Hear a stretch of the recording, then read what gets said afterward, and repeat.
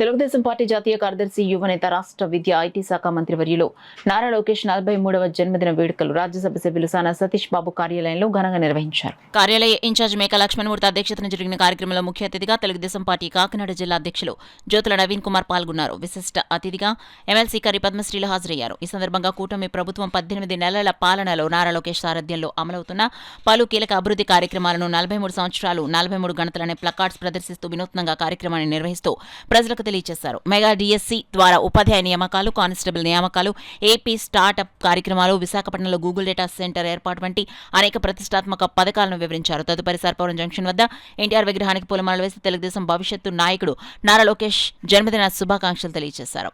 ఈ సందర్భంగా జిల్లా అధ్యక్షులు జ్యోతుల నవీన్ కుమార్ మాట్లాడుతూ యువ నాయకుడు నారా లోకేష్ జన్మదిన వేడుకలను జిల్లా వ్యాప్తంగా సేవా కార్యక్రమాల రూపంలో నిర్వహిస్తున్నామని తెలిపారు. బాణసంచ వినియోగాన్ని పూర్తిగా నివారించి పేదలకు ఉపయోగపడే విధంగా వస్త్రదానాలు, రక్తదాన శిబిరాలు వంటి కార్యక్రమాలు చేపడుతున్నామని వివరించారు. కార్యక్రమంలో మాజీ డిప్యూటీ మేయర్ అరిగెల శ్రీనివాస్ బున్ని, రాష్ట్ర సెట్టిబజ కార్పొరేషన్ డైరెక్టర్ డాక్టర్ చప్పిడి వెంకటేశ్వరరావు, తెలుగుదేశం పార్టీ సీనియర్ నాయకులు నులుకుర్తి వెంకటేశ్వరరావు, వివైదాస్, ఆనంద్, న్యూటన్, కామాడి దశరథ్, జంక్షన్ బాబ్జీ, చీకట్ల వెంకటేష్, సంగాడి బంగారాజు, అంకమరెడ్డి రామనాయుడు, గింజాల శ్రీనివాస్, పాలక సతీష్ తదితరులు మరియు పెద్ద సంఖ్యలో కార్యకర్తలు, అభిమానులు పాల్గొన్నారు.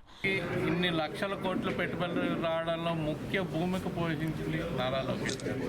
రాబోయే కాలంలో కూడా యువతికి ఆదర్శంగా నించుంటూ వాళ్ళందరి భవిష్యత్తుకి బంగారు బాట వేసే దిశగా ఆయన అడుగులు వేస్తున్నారు. కాబట్టి ఆయనకు అనుగుణంగా మేమందరం కూడా అంగులు ఆర్భాటాలు లేకుండా ప్రజా సేవ చేయాలి.